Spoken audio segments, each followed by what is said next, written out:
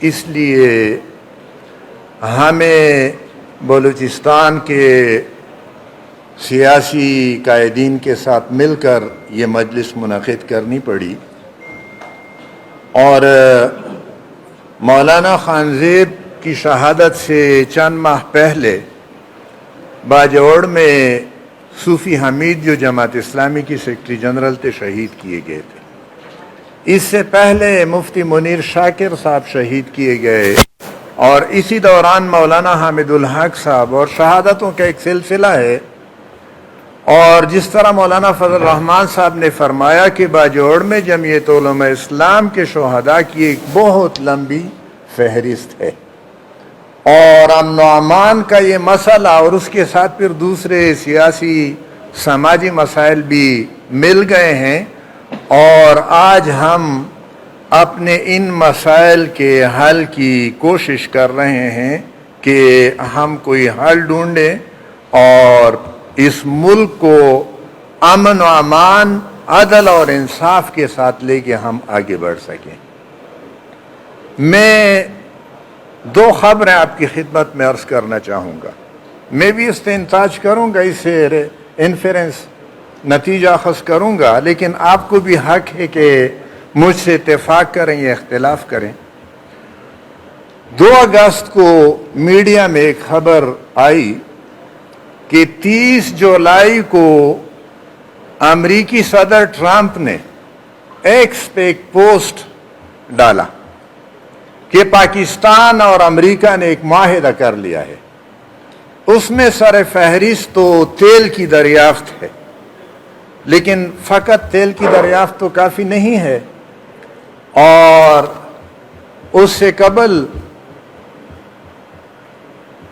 Mines and mineral bills جناب آفتاب خان شیرپاؤ صاحب نے کہا کہ 3 اسمبلیاں تو پاس کر چکی ہیں، صرف ہماری اسمبلی رہتی ہے، اور پی ٹی آئی کے دوستوں نے اس میں رکاوٹ ڈال دی اور وہ آج تک پاس نہیں ہو سکا۔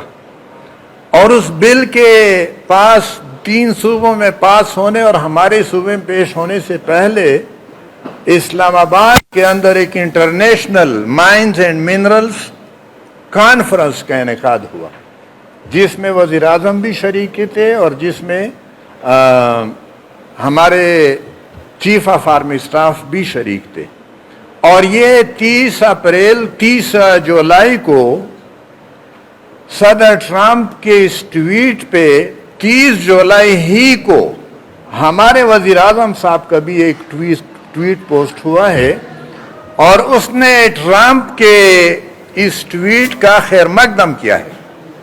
ہماری حیثیت کیا بن جاتی ہے، آپ اس کا اندازہ خود لگائیں۔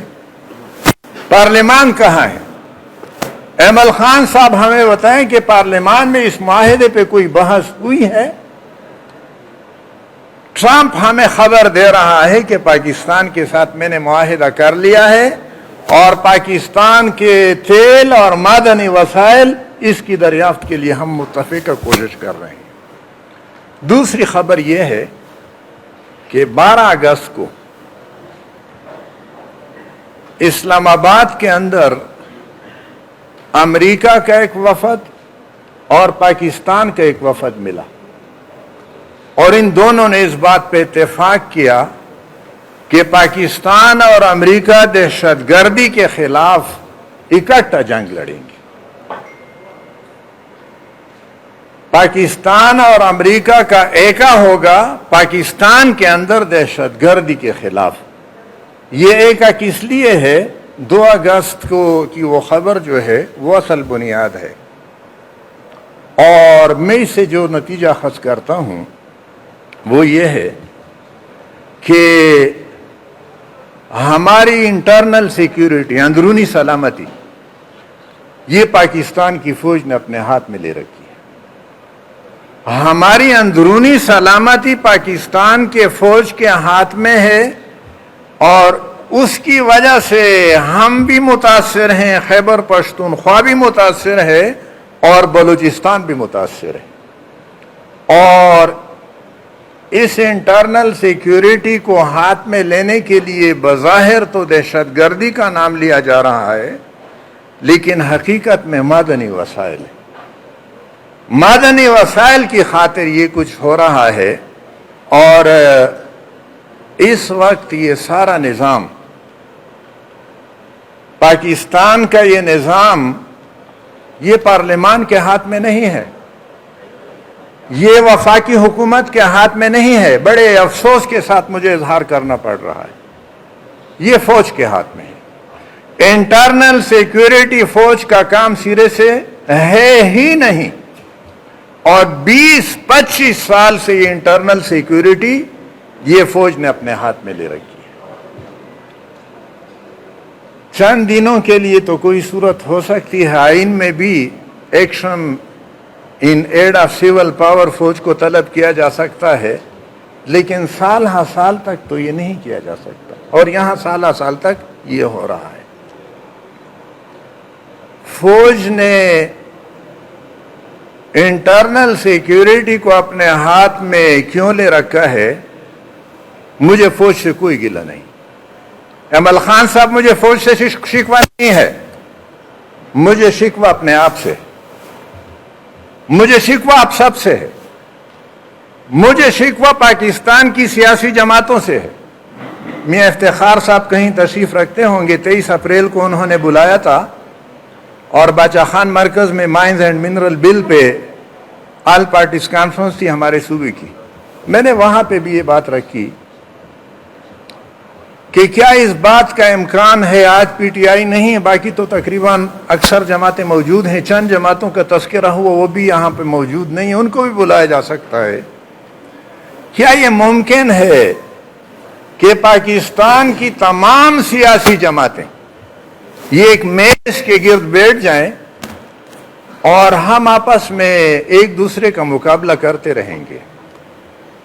جماعت اسلامی عوامی نیشنل پارٹی نہیں بنے گی، اور پیپلز پارٹی جمعیت علماء اسلام نہیں بنے گی. ہم ایک دوسرے کا مقابلہ کرتے رہیں گے، لیکن کیا اس بات پہ ہمارا اتفاق ہو سکتا ہے کہ ہم فوج سے کہہ دیں کہ آپ اس نظام کے اندر میں سے نکل جائیے، ہمیں چھوڑ دیجیے اپنی جگہ پہ، یہ آپ کا کام نہیں، یہ ہمارا کام ہے؟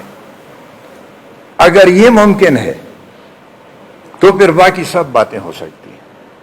لیکن اس وقت یہ بات تقریباً ناممکن دکھائی دیتی ہے، اور میری یہ درخواست ہوگی سب سے کہ ہم اس بات کی کوشش کریں کہ اس نظام کو واگزار کرانے کے لیے، نظام کسی کے ہاتھ میں پنس چکا ہے، اس ہاتھ سے نکالنے کے لیے ہم ایک مشترکہ اور متحدہ اور متفقہ کوشش کر لیں.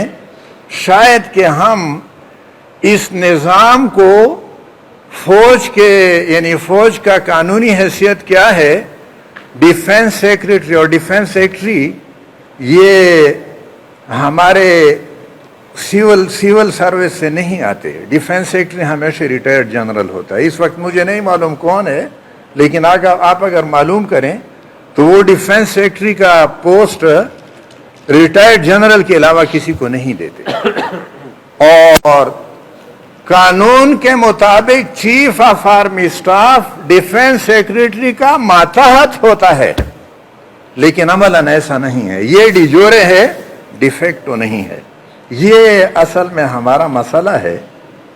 اس مسئلے کے حل کے لیے ہم نے کوشش کرنی ہے، اور اس وقت باجوڑ میں بھی ہم امن و امان کی صورتحال سے دوچار ہیں. میں نے تو 30 جولائی کو پشاور میں جماعت اسلامی کے امن جرگہ سے یہ گزارش کی تھی کہ ہمیں اگر گھر سے فوج نکالے تو پھر یہ پختونخوا ہم فوج کے حوالے کر دیں اور ہم جی ایچ کیو کے لان میں خیمے بنائیں. باجوڑ کے سپورٹس کمپلیکس میں باجوڑ کے آئی ڈی پیز کے لیے خیمہ بستی بنانا یہ درست نہیں ہے. یہ خیمہ بستی جی ایچ کیو کے لان میں ہونا چاہیے، اور صبح پھر ہم ان کے حوالے کر دیں اور ہم یہاں پہنچ جائیں. نہیں معلوم مجھ سے کتنا اتفاق ہوگا. میں یہ بھی عرض کرنا چاہتا ہوں، محسن داوڑ صاحب موجود ہیں، انہوں نے قومی اسمبلی میں وزیرستان کی نمائندگی کی ہے۔ بنو میرا ہوم ٹاؤن ہے اور بنو چاونی وزیرستان کے لیے فوج کا بیس کیمپ ہے۔ میران شاہ روڈ جس کی اس وقت بین الاقوامی حیثیت ہے، یہ بنو کے عوام کے لیے بند ہے۔ بریگیڈ کمانڈر صاحب نے یہ بنو کے عوام کے لیے بند کر رکھا ہے۔ بنو چاونی کو دیوار سے گھیرا گیا ہے اور اس کے ساتھ کوٹ عادل، کوٹ براڑہ، مندی حنیف کی سڑکیں یہ بند ہیں۔ ایک طرف سڑک کے ایک طرف دیوار ہے اور دوسری طرف گھر کا دروازہ، یہ آدمی کہاں نکلے اور کدھر جائے؟ اور بریگیڈ کمانڈر نے ہمیں اس مصیبت میں مبتلا کر رکھا ہے۔ وزیرستان میں یہ جرگے ہوئے اور بے شمار ہوئے، اور ہر جرگے کا فیصلہ یہ ہے کہ 2007 میں ہم ایک بار نکلے ہیں، 2014 میں دوسری بار نکلے ہیں، اور ہم 2025 میں تیسری بار نکلنے کے لیے تیار نہیں ہیں۔ اور وزیر اعلیٰ صاحب نے 26 جولائی کو سی ایم ہاؤس میں آل پارٹیز کانفرنس بلائی تھی، اس نے اعلان کر دیا۔ مجھے تو اس کے اس بات سے بھی اتفاق نہیں ہے کہ مغربی بارڈر پہ فوج ہو۔ مغربی بارڈر کی حفاظت کی ذمہ داری ہمیشہ یہاں کے قبائل نے اٹھائی ہے، اور آج بھی میں دعوے سے کہہ سکتا ہوں کہ پاک فوج کی یہاں پہ کوئی ضرورت نہیں ہے۔